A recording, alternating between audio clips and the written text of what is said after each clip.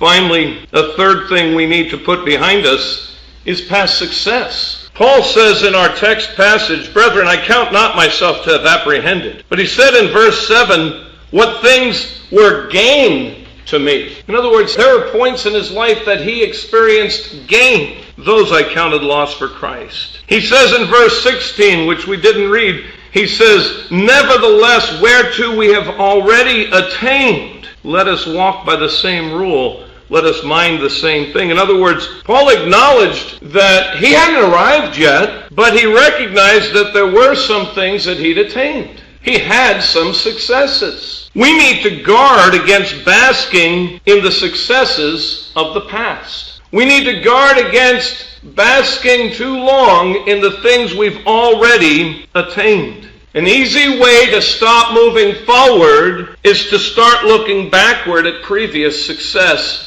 and taking sort of an attitude, well, we've been there, we've done that. Furthermore, our past successes can hinder us from doing more for the Lord today when we don't experience the same successes today that we had before. You've got to guard against saying, well, last year we saw so many saved, and this year we've seen so many fewer saved. We must not have it anymore. We cannot allow past successes to affect our present service in either respect. Either being complacent with what we've seen the Lord do, or having the attitude, well, the Lord's not working anymore because after all, we don't see the same results. Let's leave the results up to the Lord.